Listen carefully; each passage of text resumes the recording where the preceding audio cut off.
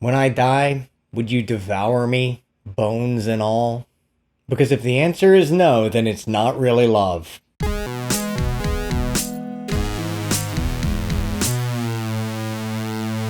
Bones and All is one of those films that showed up on some best of year lists and some worst of year lists.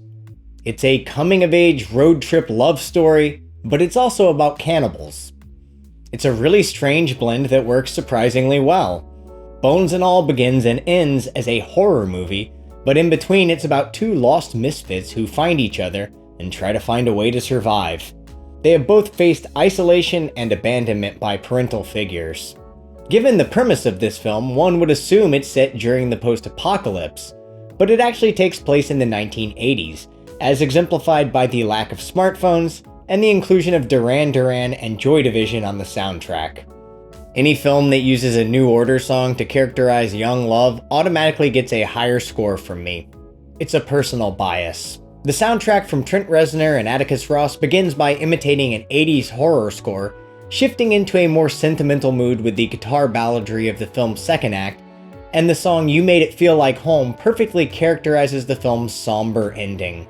Bones and All is a movie that people walked out of, presumably after watching a girl bite another girl's finger off. It only gets more disturbing and violent from there. However, it's also a poignant love story. Simply calling it a young adult novel is reductive. Half of the people who read YA novels are in fact adults. There is some lore to set up in the story. The lovers Marin and Lee have a desire to consume flesh, but unlike vampires, they can still live without feeding, and unlike zombies, they are in control of their minds when they feed. It's a choice they make. The rush that eaters get from feeding can be read as a metaphor for drug addiction. With time and experience, eaters can smell out other eaters the way a longtime drug addict can spot another addict with ease. It appears to be passed on genetically, as Marin and Lee each have an absent parent. Even before it's explained in the plot, it's obvious that this affliction is the reason for the families being torn apart. There's great chemistry between Timothée Chalamet and Taylor Russell as we watch them fall in love. Lee talks with tears in his eyes about the high he felt after eating his abusive alcoholic father.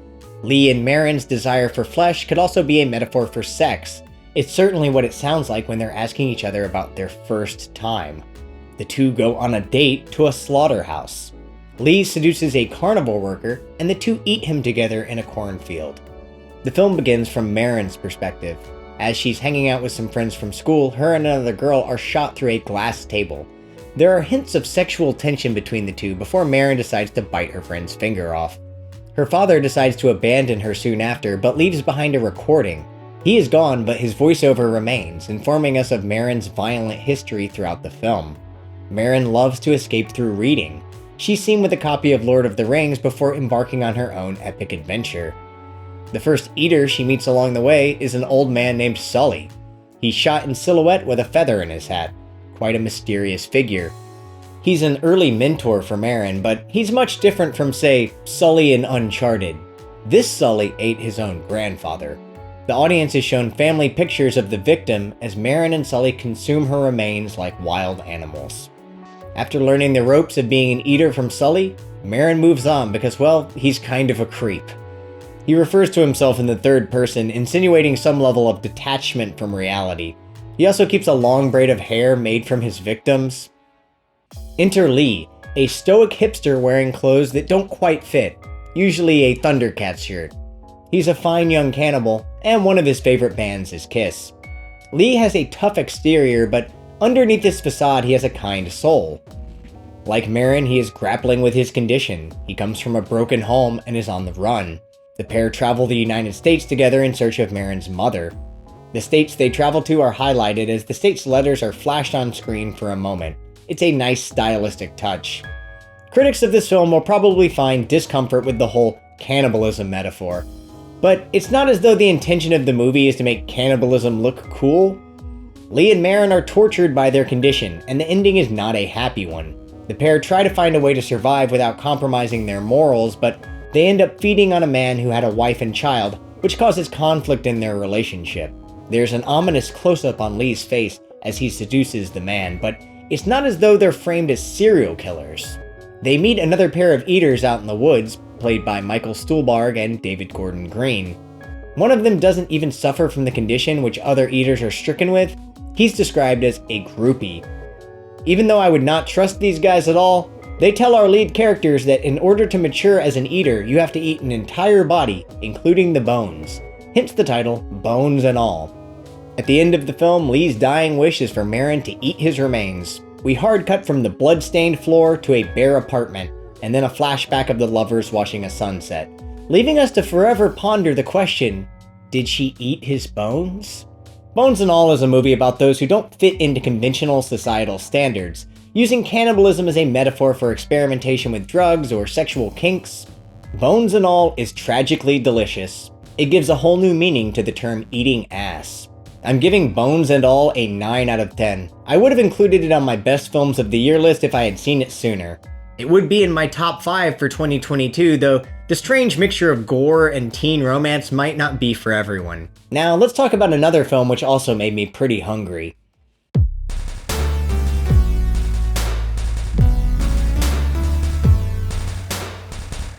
Brendan Fraser won the Oscar for Best Actor for The Whale, which is Darren Aronofsky's latest film about a man who decides to eat himself to death so he can leave his money to his sociopathic daughter, who could be a serial killer in training, posting pictures of dead animals on social media. He obsesses over a book report that his daughter wrote for Moby Dick when she was a young child, reading it out loud whenever he is close to death. Get it? Moby Dick was also about a whale?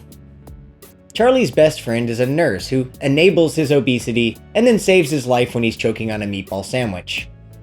The Whale is based on a play from 2009 written by Samuel Hunter, who also wrote the screenplay. The whole film takes place in a cramped home, shot in 4:3 to make the walls feel as if they're closing in. Fraser does turn in a great performance here, gaining the audience's sympathy as Charlie, a depressed man who abandoned his family and is slowly killing himself with food. Hollywood chewed up Brendan Fraser and spit him out, so it's good to see him come back with a critically acclaimed film, but call me callous because this movie didn't hit me emotionally the way it did for most audiences.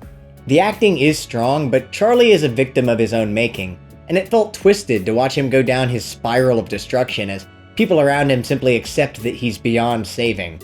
Charlie, on the other hand, believes in everyone. He desperately tries to convince his online students to put their own personality into their writing, rather than just copy-pasting a Wikipedia entry or having ChatGPT write it for them, which sadly seems to be the future of journalism. The Whale is the kind of art house film that a mainstream audience member is going to find easily approachable. It has scenes that are hard to watch, but the meaning of the film is clear. Darren Aronofsky's films are not known for their subtlety, and the themes of The Whale are definitely in your face. It is possibly Aronofsky's most accessible film, even though the first scene is of an obese man suffering heart failure because he's jerking off to gay porn. Immediately after surviving, he requests for his best friend to bring him over a bucket of fried chicken, which he consumes with the intensity of a famished zombie with a crazy, faraway look in his eyes. Some viewers criticized Brendan Fraser being cast in the role because he wasn't large enough, so they used a fat suit, which apparently makes this movie fat-phobic, but wouldn't it be even more of a fatsploitation film to show a real 600-pound person shoving food in their face? My main critique is that when they show him eating food, it's such an excessive representation of someone with an eating disorder and their relationship to food. The way he shoves entire candy bars in his mouth or devours multiple pizzas, it's pretty gross to watch, and these scenes feel like straight up misery porn.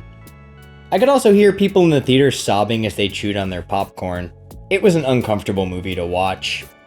Charlie's life is saved by a member of a religious cult who's going door to door. Faith plays a large role in the film, as Charlie is an atheist, having lost his gay lover to suicide because of religious indoctrination by his family. The ending of the film shows his feet lifting off the ground as though he's ascending to heaven. The reality of the ending is that an obese man just died in front of his daughter because he refused to get help, and everyone around him gave up on him, even though he would never give up on them. But he's leaving all his money to his daughter, so it's the completion of his redemption arc. It's a slightly optimistic ending that breaks from reality as Charlie floats off of the ground, which is weird for such a depressing, gritty film. The kid from the religious cult is seeking redemption in his own way. He tells Charlie, through the spirit, you can put to death the misdeeds of the body and you will live. The misdeeds of Charlie's body being that he was unfaithful to his partner and later abused his body by overeating. The whole time we're supposed to be pitying this guy as a victim when it was his own decision to abandon his family and end his life. I didn't love The Whale. I didn't think it was a great movie, but I wouldn't call it an average movie either, so I will go with a 6 out of 10. I understand why people like it. It offers up some saccharine, over-the-top melodrama, while remaining in Aronofsky's wheelhouse of nightmarish horror stories about addiction and mental disorder. Though, I found it hard to take seriously and was holding back laughter during a few scenes because I'm a terrible person. There's a scene where he drops a key and he can't bend over to pick it up. It just reminded me of that episode of The Simpsons where Homer intentionally becomes obese in order to work from home. Hey, my dad may have gained a little weight, but he's not some kind of food-crazed maniac. The raspberry. In summary, if you liked The Whale, then you're fat-phobic. And if you didn't like The Whale, then you're also fat-phobic.